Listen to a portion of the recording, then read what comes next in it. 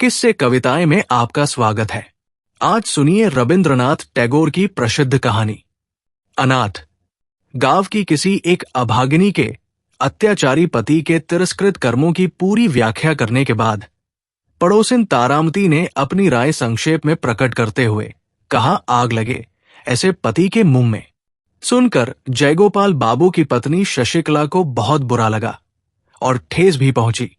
उसने जबान से तो कुछ नहीं कहा, पर अंदर ही अंदर सोचने लगी कि पति जाति के मुख में सिगरेट सिगार की आग के सिवा और किसी तरह की आग लगाना या कल्पना करना कम से कम नारी जाति के लिए कभी किसी भी अवस्था में शोभा नहीं देता।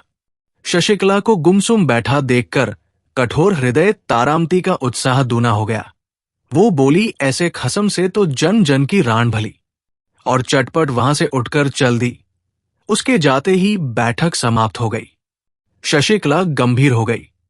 वो सोचने लगी, पति की ओर से किसी दोष की वो कल्पना भी नहीं कर सकती जिससे उनके प्रति ऐसा कठोर भाव जागृत हो जाए। विचारते विचारते उसके कोमल हृदय का सारा प्रतिफल अपने प्रवासी पति की ओर उच्छ्वासित होकर दौड़ने लगा। पर जहां उसके पति शयन किया करते थे, उस स्थान पर दोनों बाहें फैलाकर वो औंधी पड़ी रही और बारंबार तकिए को छाती से लगाकर चूमने लगी। तकिए में पति के सिर के तेल की सुगंध को वो महसूस करने लगी और फिर द्वार बंद करके बक्स में से पति का एक बहुत पुराना चित्र और स्मृति पत्र निकालकर बैठ गई। उस दिन की निस्तब्ध दोपहरी उसकी इसी प्रकार कमरे में एकांत चिंता, पुरानी स्मृति और व्यथा के आंसुओं में बीत गई। शशिकला और जयगोपाल बाबू का दाम्पत्य जीवन कोई नया हो सो बात नहीं है। बचपन में शादी हुई थी और इस दौरान में कई बाल बच्चे भी हो चुके थे। दोनों ने बहुत दिनों तक एक साथ रहकर साधारण रूप में दिन काटे। किसी भी ओर से इन दोनों के अपरिमित स्नेह को देखने कभी कोई नहीं आया। लगभग 16 वर्ष की एक लंबी अवधि बिताने के बाद उसके पति को महज कामधाम ढूंढने के लिए अचानक परदेश जाना पड़ा और विच्छेद ने शशि के मन में एक प्रकार का प्रेम का तूफान खड़ा कर दिया। विरह बंधन में जितनी खिंचाई होने लगी, कोमल हृदय की फांसी उतनी ही कड़ी होने लगी। इस ढीली अवस्था में जब उसका अस्तित्व भी मालूम नहीं पड़ा, तब उसकी पीड़ा अंदर से टीसे मारने लगी। इसी से इतने दिन बाद इतनी आयु में बच्चों की मां बनकर शशिकला आज बसंत की दोपहरिया में निर्जन घर में विरहशैया पर पड़ी नववधू का सा सुख स्वप्न देखने लगी, जो स्नेह अज्ञात रूप जीवन के आगे से बहा चला गया है।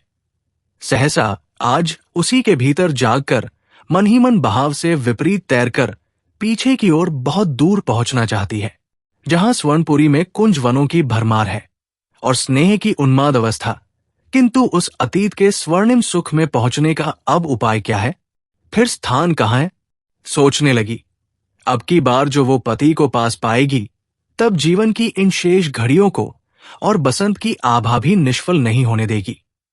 कितने ही दिवस, कितनी ही बार उसने छोटी मोटी बातों पर वाद विवाद करके, इतना ही नहीं, उन बातों पर कलह कर करके पति को परेशान कर डाला है। आज अतृप्त मन ने भी एकांत इच्छा से संकल्प किया कि भविष्य में कदापि संघर्ष न करेगी, कभी भी उनकी इच्छा के विरुद्ध नहीं चलेगी, उनकी आज्ञा को पूरी तरह पालेगी, सब काम उनकी तबीयत के अनुसार किया करेगी, स्नेहयुक्त विनम्र हृदय से अपने पति का बुराभला व्यवहार सब चुपचाप सह लिया करेगी। कारण पति सर्वस्व है, पति प्रियतम है, पति देवता है। बहुत दिनों तक शशिकला अपने माता पिता की एकमात्र लाडली बेटी रही है। उन दिनों जयगोपाल बाबू वास्तव में मामूली नौकरी किया करते थे, फिर भी भविष्य के लिए उसे किसी प्रकार की चिंता न थी। गांव में जाकर पूर्ण वैभव के साथ रहने के लिए उसके श्वसुर के पास पर्याप्त मात्रा में चल संपत्ति थी। इसी बीच बिल्कुल ही असमय में शशिकला के वृद्ध पिता काली प्रसन्न के यहां पुत्र ने जन्म लिया। सत्य कहने में क्या है, भाई के इस जन्म से शशिकला को बहुत दुख हुआ और जयगोपाल बाबू भी इस नन्हे साले को पाकर विशेष प्रसन्न नहीं हुए। अधिक आयु में बच्चा होने के कारण उस पर माता पिता के लाड़ प्यार का कोई ठिकाना न रहा। उस नवजात छोटे दूध पीते निद्रातुर साले ने अपनी अज्ञानता में न जाने कैसे अपने कोमल हाथों की छोटी छोटी मुट्ठियों में जयगोपाल बाबू की सारी आशाएं पीसकर जब चकनाचूर कर दी, तब वो आसाम के किसी छोटे बगीचे में नौकरी करने के लिए चल दिया। सबने कहा सुना कि पास में ही कहीं छोटा मोटा काम धंधा खोज करके यही रहो तो अच्छा हो, किंतु चाहे गुस्से के कारण से हो या गैरों की नौकरी करने में शीघ्र ही अमीर बनने की धुन से हो, उसने किसी की बात पर ध्यान नहीं दिया। शशि को बच्चों के साथ उसके मायके में छोड़कर वो आसाम चला गया। विवाह के उपरांत इस दंपति में ये पहला विच्छेद था। पति के चले जाने से शशि को दुधमुहे भाई पर बड़ा क्रोध आया। जो मन की पीड़ा को स्पष्ट रूप में कह नहीं सकता, उसी को क्रोध अधिक आता है। छोटा सा नवजात शिशु मां के स्तनों को चूमता और आंख मीचकर निश्चिंतता से सोता, और उसकी बड़ी बहन अपने बच्चों के लिए गर्म दूध, ठंडा भात, स्कूल जाने की देर इत्यादि अनेक कारणों से रात दिन रूठकर मुंह फुलाए रहती और सारे परिवार को परेशान करती। थोड़े दिन बाद ही बच्चे की मां का स्वर्गवास हो गया। मरते समय मां अपने गोद के बच्चे को लड़की के हाथ सौंप गई। अब तो बहुत ही शीघ्र मातृन शिशु ने अपनी कठोर हृदया दीदी का हृदय जीत लिया। हा ही करता हुआ वो शिशु जब अपनी दीदी के ऊपर जा पड़ता और अपने बिना दांत के छोटे से मुख में उसका मुंह, नाक, कान सब कुछ ले जाना चाहता, अपनी छोटी सी मुट्ठी में उसका जूड़ा पकड़कर जब खींचता और किसी कीमत पर भी हाथों में आई वस्तु को छोड़ने के लिए तैयार न होता, दिवाकर के उदय होने से पहले ही उठकर जब वो गिरता पड़ता हुआ अपनी दीदी को कोमल स्पर्श से पुलकित करता, किलकारियां मार मार कर शोर मचाना आरंभ कर देता। और जब वो क्रमशः दीदी दीदी पुकार पुकार कर बारंबार उसका ध्यान बंटाने लगा, और जब उसने कामकाज और फुर्सत के समय उस पर उपद्रव करने आरंभ कर दिए, तब शशि से स्थिर नहीं रह गया। उसने उस छोटे से स्वतंत्र प्रेमी अत्याचारी के आगे पूरे तौर पर आत्मसमर्पण कर लिया। बच्चे की मां नहीं थी, इसी से शायद उस पर उसकी सुरक्षा का अधिक भारा पड़ा। शिशु का नाम हुआ नीलमणि। जब वो 2 वर्ष का हुआ, तब उसके पिता असाध्यम रोगी हो गए। बहुत ही शीघ्र चले आने के लिए जयगोपाल बाबू को लिखा गया। जयगोपाल बाबू जब मुश्किल से उस सूचना को पाकर ससुराल पहुंचे, तब श्वसुर काली प्रसन्न मौत की घड़ियां गिन रहे थे।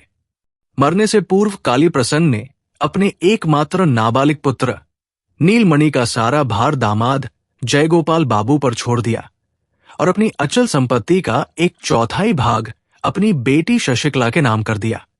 इसलिए चल संपत्ति की सुरक्षा के लिए जयगोपाल बाबू को आसाम की नौकरी छोड़कर ससुराल चले आना पड़ा। बहुत दिनों के उपरांत पति पत्नी में मिलन हुआ। किसी जड़ पदार्थ के टूट जाने पर उनके जोड़ों को मिलाकर किसी प्रकार उसे जोड़ा जा सकता है, किंतु 2 मानवीय हृदयों को जहां से फट जाते हैं, विरह की लंबी अवधि बीत जाने पर फिर वहां ठीक पहले जैसा जोड़ नहीं मिलता। कारण हृदय सजीव पदार्थ है, क्षणों में उसकी परिणति होती है और क्षण में ही परिवर्तन। इस नए मिलन पर शशि के मन में अब की बार नए ही भावों का श्रीगणेश हुआ, मानो अपने पति से उसका पुनः विवाह हुआ हो। पहले दाम्पत्य में पुरानी आदतों के कारण जो एक जड़तासी आ गई थी, विरह के आकर्षण से वो एकदम टूट गई और अपने पति को मानो उसने पहले की अपेक्षा कहीं अधिक पूर्णता के साथ पा लिया। मन ही मन में उसने संकल्प किया कि चाहे कैसे ही दिन बीते, वो पति के प्रति उद्दीप्त स्नेह की उज्ज्वलता को तनिक भी म्लान न होने देगी। किंतु इस नए मिलन में जयगोपाल बाबू के मन की दशा कुछ और ही हो गई। इससे पूर्व जब दोनों अविच्छेद रूप से एक साथ रहा करते थे, जब पत्नी के साथ उसके पूरे स्वार्थ और विभिन्न कार्यों में एकता का संबंध था, जब पत्नी के साथ उसके जीवन का एक नित्य सत्य हो रही थी, और जब वो उसे पृथक करके कुछ करना चाहते थे, तो दैनिक चर्या की राह में चलते चलते अवश्य उनका पांव अकस्मात गहरे गर्त में पड़ जाता। उदाहरणतः कहा जा सकता है कि परदेश जाकर पहले पहल वो भारी मुसीबत का शिकार हो गए। वहां उन्हें ऐसा प्रतीत होने लगा मानो अकस्मात उन्हें किसी ने गहरे जल में धक्का दे दिया है। लेकिन क्रमशः उनके उस विच्छेद में नए कार्य को थेकली लगा दी गई। केवल इतना ही नहीं, अपितु पहले जो उनके दिन व्यर्थ आलस्य में कट जाया करते थे, उधर 2 वर्ष से अपनी आर्थिक अवस्था सुधारने की कोशिश के रूप में उनके मन में एक प्रकार की जबरदस्त क्रांति का उदय हुआ। उनके मन के सम्मुख मालदार बनने की एकनिष्ठ इच्छा के सिवा और कोई चीज नहीं थी। इस नए उन्माद की तीव्रता के आगे पिछला जीवन उनको बिल्कुल ही सारहीन सा दृष्टिगत होने लगा। नारी जाति की प्रकृति में खास परिवर्तन ले आता है स्नेह, और पुरुष जाति की प्रकृति में कोई खास परिवर्तन होता है तो उसकी जड़ में रहती है कोई न कोई दुष्ट प्रवृत्ति। जयगोपाल बाबू 2 वर्ष पश्चात आकर पत्नी से मिले तो उन्हें हूबहू पहली सी पत्नी नहीं मिली। उनकी पत्नी शशि के जीवन में उनके नवजात साले ने एक नई ही परिधि स्थित कर दी है, जो पहले से भी कहीं अधिक विस्तृत और संकीर्णता से कोसों दूर है। शशि के मन के इस भाव से वो बिल्कुल ही अनभिज्ञ थे और न इससे उनका मेल ही बैठता था। शशि अपने इस नवजात शिशु के स्नेह में से पति को भाग देने का बहुत यत्न करती, पर उसमें इसे सफलता मिली या नहीं कहना कठिन है। शशि नीलमणि को गोदी में उठाकर हंसती हुई पति के सामने आती और उनकी गोद में देने की चेष्टा करती, किंतु नीलमणि पूरी ताकत के साथ दीदी के गले से चिपट जाता और अपने संबंध की तनिक भी परवाह न करके दीदी के कंधे से मुंह को छिपाने का प्रयत्न करता। शशि की इच्छा थी कि उसके इस छोटे से भाई को मन बहलाने की जितनी ही प्रकार की विद्या आती है, सबकी सब बहनोई के आगे प्रकट हो जाए। लेकिन न तो बहनोई ने ही इस विषय में कोई आग्रह दिखाया और न साले ने ही कोई दिलचस्पी दिखाई। जयगोपाल बाबू की समझ में ये बिल्कुल न आया कि इस दुबले पतले चौड़े माथे वाले मनहूस सूरत काले क्लूटे बच्चे में ऐसा कौन सा आकर्षण है जिसके लिए उस पर प्यार की इतनी फिजूल खर्ची की जा रही है। प्यार की सूक्ष्म से सूक्ष्म बातें नारी जाति चट से समझ जाती है। शशि तुरंत ही समझ गई कि जयगोपाल बाबू को नीलमणि के प्रति कोई खास रुचि नहीं है और वो शायद मन से उसे चाहते भी नहीं है। तब से वह अपने भाई को बड़ी सतर्कता से पति की दृष्टि से बचाकर रखने लगी। जहां तक हो सकता जयगोपाल की विराग दृष्टि उस पर नहीं पड़ने पाती, और इस प्रकार वो बच्चा उस अकेली का एकमात्र स्नेह का आधार बन गया। उसकी वो इस प्रकार देखभाल रखने लगी जैसे वो उसका बड़े यत्न से इकट्ठा किया हुआ गुप्त धन है।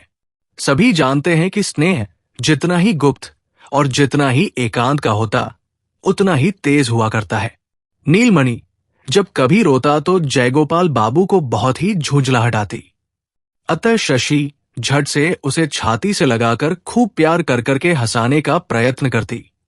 खासकर रात को उसके रोने से यदि पति की नींद उचटने की संभावना होती और पति यदि उस रोते हुए शिशु के प्रति हिंसात्मक भाव से क्रोध या घृणा जाहिर करता हुआ तीव्र स्वर में चिल्ला उठता, तब शशि मानो अपराधिनी सी संकुचित और अस्थिर हो जाती और उसी क्षण उसे गोदी में लेकर दूर जाकर प्यार के स्वर में कहती, सो जा मेरा राजा बाबू, सो जा। वो सो जाता। बच्चों में बहुधा किसी न किसी बात पर झगड़ा हो ही जाता है।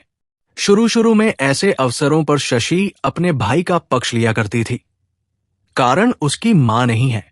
जब न्यायाधीश के साथ साथ न्याय में भी अंतर आने लगा, तब हमेशा ही निर्दोष नीलमणि को कड़ा से कड़ा दंड भुगतना पड़ता। ये अन्याय शशि के हृदय में तीर के समान चुभ जाता और इसके लिए वो दंडित भाई को अलग ले जाकर उसे मिठाई देकर, खिलौने देकर, गाल चूम करके दिलासा देने का प्रयत्न किया करती। परिणाम यह देखने में आता है कि शशि नीलमणि को जितना ही अधिक चाहती, जयगोपाल बाबू उतना ही उस पर जलते भुनते रहते, और वो जितना ही नीलमणि से घृणा करते, गुस्सा करते, शशि उतना ही उसे अधिक प्यार करती। जयगोपाल बाबू उन इंसानों में से हैं जो कि अपनी पत्नी के साथ कठोर व्यवहार नहीं करते, और शशि भी उन स्त्रियों में से है जो स्निग्ध स्नेह के साथ चुपचाप पति की बराबर सेवा किया करती है। किंतु अब केवल नीलमणि को लेकर अंदर ही अंदर एक गुठली सी पकने लगी जो उस दंपति के लिए व्यथा दे रही है। इस प्रकार के नीरव द्वंद्व का गोपनीय आघात प्रतिघात प्रकट संघर्ष की अपेक्षा कहीं अधिक कष्टदायक होता है। ये बात उन समवयस्कों से छिपाना कठिन है जो कि विवाहित दुनिया की सैर कर चुके हों। नीलमणि की सारी देह में केवल सिर ही सबसे बड़ा था। देखने में ऐसा प्रतीत होता जैसे विधाता ने एक खोखले पतले बांस में फूंक मारकर ऊपर के हिस्से पर एक हंडिया बना दी है। डॉक्टर भी अक्सर भय प्रकट करते हुए कहा करते कि लड़का उस ढांचे के समान ही निकम्मा साबित हो सकता है। बहुत दिनों तक उसे बात करना और चलना नहीं आया। उसके उदासीन गंभीर चेहरे को देखकर ऐसा प्रतीत होता कि उसके माता पिता अपनी वृद्धावस्था की सारी चिंताओं का भार इसी नन्हे से बच्चे के माथे पर लाद गए हैं। दीदी के यत्न और सेवा से नीलमणि ने अपने भय का समय पार करके 6ठे वर्ष में पदार्पण किया। कार्तिक में भैया दूज के दिन शशि ने नीलमणि को नए नए बढ़िया वस्त्र पहनाए, खूब सजधज के साथ बाबू बनाया और उसके विशाल माथे पर टीका करने के लिए थाली सजाई। भैया को पटड़े पर बिठाकर अंगूठे में रोली लगाकर टीका लगा ही रही थी कि इतने में पूर्वोक्त मुंहफट पड़ोसिन तारा आ पहुंची और आने के साथ ही बात में शशि के साथ संघर्ष आरंभ कर दिया। वो कहने लगी, हाय हाय, छिपे छिपे भैया का सत्यानाश करके ठाट बाट से लोग दिखाओ टीका करने से क्या फायदा। सुनकर शशि पर एक साथ आश्चर्य, क्रोध और वेदना की दामिनी सी टूट पड़ी। अंत में उसे सुनना पड़ा कि वे दोनों औरत मर्द मिलकर सलाह करके नाबालिग नीलमणि की अचल संपत्ति को मालगुजारी वसूली में नीलाम करवाकर पति के फुफेरे भाई के नाम खरीदने के साजिश कर रहे हैं। शशि ने सुनकर कोसना शुरू किया, जो लोग इतनी बड़ी झूठी बदनामी कर रहे हैं, भगवान करे उनकी जीभ जल जाए। और अश्रु बहाती हुई सीधी वो पति के पास पहुंची तथा उनसे सब बात कह सुनाई। जयगोपाल बाबू ने कहा, आजकल के जमाने में किसी का भरोसा नहीं किया जा सकता। उपेंद्र मेरा सगा फुफेरा भाई है, उस पर सारी अचल संपत्ति का भार डालकर मैं निश्चिंत था।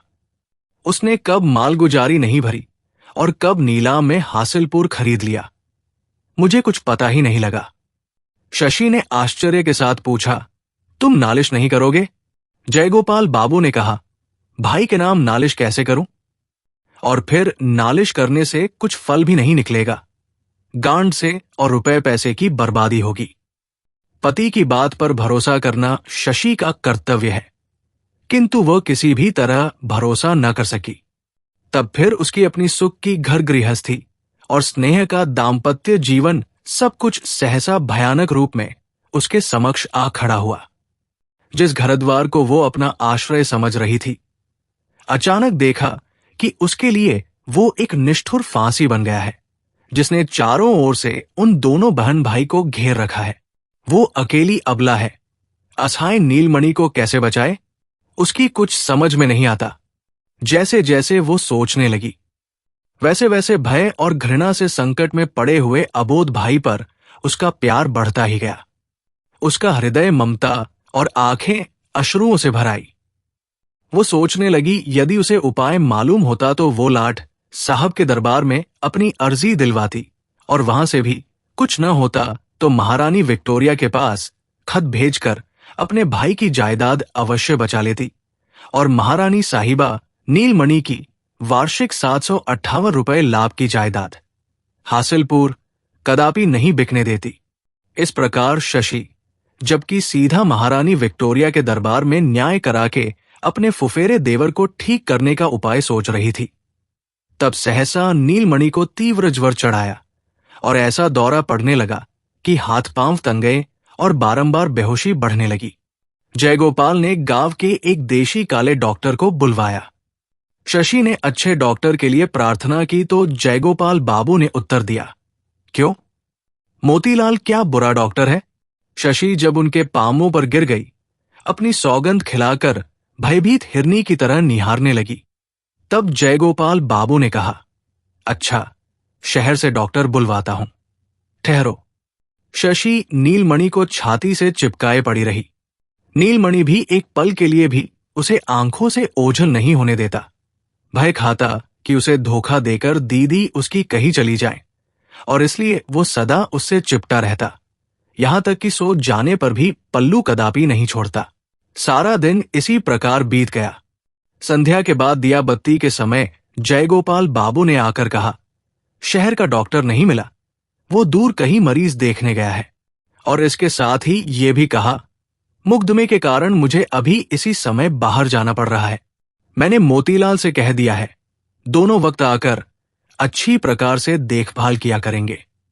रात को नीलमणि अनसन बकने लगा। भोर होते ही शशि और कुछ भी न सोचकर खुद रोगी भाई को लेकर नाव में बैठ कलकत्ता के लिए चल दी। कलकत्ता जाकर देखा कि डॉक्टर घर पर ही है, कहीं बाहर नहीं गए हैं। भले घर की स्त्री समझकर डॉक्टर ने झटपट उसके लिए ठहरने का प्रबंध कर लिया और उसकी मदद के लिए एक अधेड़ विधवा को नियुक्त कर दिया। नीलमणि का इलाज चलने लगा। दूसरे ही दिन जयगोपाल बाबू भी कलकत्ता धमके। मारे गुस्से के आगे बुला होकर उसने शशि को तत्काल ही घर लौटने का हुक्म दिया। शशि ने कहा, मुझे यदि तुम काट भी डालो तब भी मैं अभी घर नहीं लौटने की। तुम सब मिलकर मेरे नीलमणि को मार डालना चाहते हो। उसके बाप नहीं, मां नहीं, मेरे सिवा उसका है ही कौन। मैं उसे बचाऊंगी, बचाऊंगी, अवश्य बचाऊंगी। जयगोपाल बाबू भावावेश में आकर बोले, तो तुम यही रहो, मेरे घर अब कदापि मत आना। शशि ने उसी क्षण तपाक से कहा, तुम्हारा घर कहां से आया? घर तो मेरे भाई का है। जयगोपाल बाबू बोले, अच्छा देखा जाएगा। कुछ दिनों तक इस घटना को लेकर मोहल्ले के लोगों में चुहलबाजियां चलती रहीं, अनेक वाद विवाद होते रहे। तभी पड़ोसिन तारा ने कहा, अरे खसम के साथ लड़ना ही हो तो घर पर रहकर लड़ो ना, जितना लड़ना हो। घर छोड़कर बाहर लड़ने झगड़ने की क्या जरूरत? कुछ भी हो, आखिर है तो अपना घरवाला ही। हाथ में जो कुछ जमा पूंजी थी सब खर्च करके, आभूषण आदि जो कुछ भी थे सब बेचकर किसी प्रकार शशि ने अपने नाबालिग भाई को मौत के मुंह से निकाल लिया। और तब उसे पता लगा कि द्वार गांव में उन लोगों की जो बड़ी भारी खेती की जमीन थी और उस पर उनकी पक्की हवेली भी थी, जिसकी वार्षिक आय लगभग 1.5 सहस्त्र थी, वो भी जमींदार के साथ मिलकर जयगोपाल बाबू ने अपने नाम करा ली है। अब सारी अचल संपत्ति उसके पति की है, भाई का उसमें कुछ भी हक नहीं रहा है। रोग से छुटकारा मिलने पर नीलमणि ने करुण स्वर में कहा, दीदी घर चलो। वहां अपने साथियों से खेलने के लिए उसका जी मचल रहा है। इसी से प्रेरित होकर वो बार बार कहने लगा, दीदी अपने उसी घर में चलो ना। सुनकर शशि रोने लगी, बोली, हम लोगों का अब घर कहां है? लेकिन केवल रोने से ही फल क्या? अब दीदी के सिवा इस दुनिया में उसके भाई का है ही कौन? ये सोचकर शशि ने आंखें पोंछ डाली और साहस बटोरकर डिप्टी मजिस्ट्रेट तारिणी बाबू के घर जाकर उसकी पत्नी की शरण ली। मजिस्ट्रेट साहब जयगोपाल बाबू को भली भांति जानते थे। भले घर की बहुबेटी घर से निकलकर जमीन जायदाद के लिए पति से झगड़ना चाहती है, इस बात पर वे शशि पर गुस्सा हुए। उसे बातों से फुसलाए रखकर उसी समय उन्होंने जयगोपाल बाबू को पत्र लिखा। जयगोपाल बाबू साले सहित शशि को जबरदस्ती नाव पर बैठकर गांव ले गया। इस दंपति का द्वितीय विच्छेद के बाद फिर वो द्वितीय मिलन हुआ। जन जन का साथ, सृष्टिकर्ता का विधान जो ठहरा। बहुत दिनों बाद घर लौटकर पुराने साथियों को पाकर नीलमणि बहुत खुश हुआ, आनंद पूर्वक घूमने फिरने लगा। उसकी निश्चिंत खुशी को देखकर भीतर ही भीतर शशि की छाती फटने लगी। शरद ऋतु आई। मजिस्ट्रेट साहब गांवों में छानबीन करने दौरे पर निकले और शिकार करने के लिए जंगल से सटे हुए एक गांव में तंबू तन गए। गांव के मार्ग में साहब के साथ नीलमणि की भेंट हुई। उसके सभी साथी साहब को देखकर दूर हट गए। निरीक्षण करता रहा। न जाने साहब को उससे कुछ दिलचस्पी हुई। उसने पास बुलाकर पूछा, तुम स्कूल में पढ़ते हो? बालक ने चुपचाप खड़े रहकर सिर हिला दिया। हां। साहब ने पुनः पूछा, कौन सी पुस्तक पढ़ते हो? नीलमणि पुस्तक शब्द का मतलब न समझ सका, अतः साहब के मुंह की ओर देखता रहा।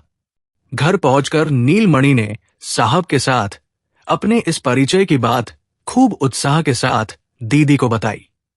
दोपहर को अचकन, पाजामा, पगड़ी आदि बांधकर जयगोपाल बाबू साहब का अभिवादन करने के लिए पहुंचे।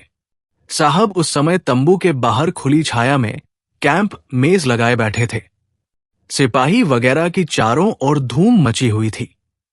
उन्होंने जयगोपाल बाबू को चौकी पर बैठाकर गांव के हालचाल पूछे।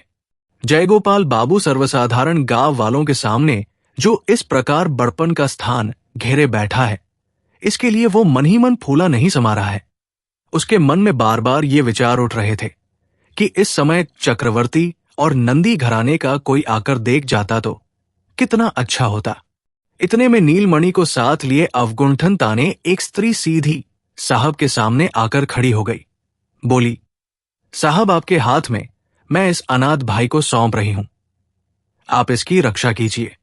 साहब पूर्व परिचित गंभीर प्रकृति वाले बालक को देखकर उसके साथ वाली स्त्री को भले घर की बहुबेटी समझकर उसी क्षण उठ के खड़े हो गए। बोले, आप तंबू में आइए, मुझे जो कुछ कहना है वो यही कहूंगी। जयगोपाल बाबू का चेहरा फीका पड़ गया और घबराहट के मारे ऐसा हो गया मानो अंगारे पर अचानक उसका पांव पड़ गया हो। गांव के लोग तमाशा देखने के लिए खिसक खिसक कर पास आने की चेष्टा करने लगे। तभी साहब ने बेंत उठाया और सब भाग खड़े हुए। तब फिर शशिकला ने अपने अनाथ भाई का हाथ थामते हुए उस अनाथ बच्चे का सारा इतिहास शुरू से आखिर तक कह सुनाया। जयगोपाल बाबू ने बीच बीच में रुकावट डालने की चेष्टा की, पर साहब ने गरज कर उसे जहां का तहां बैठा दिया। चुप रहो, और बेंत के संकेत से उसे चौकी से उठाकर सामने खड़ा होने का हुक्म दिया। जयगोपाल बाबू शशि को मन ही मन कोसता हुआ सामने खड़ा रहा और नीलमणि अपनी दीदी से बिल्कुल चिपट कर मुंह बनाए चुपचाप खड़ा सुनता रहा। शशि की बात सुन लेने पर साहब ने जयगोपाल बाबू से कई प्रश्न पूछे और उनका उत्तर पाकर बहुत देर तक चुप रहकर शशि को संबोधित करके बोले, बेटी, ये मामला मेरी कचहरी में नहीं चल सकता, पर तुम बेफिक्र रहो। इस विषय में मुझे जो कुछ करना होगा अवश्य करूंगा। तुम इस अनाथ भाई को लेकर बेतकड़क घर जा सकती हो।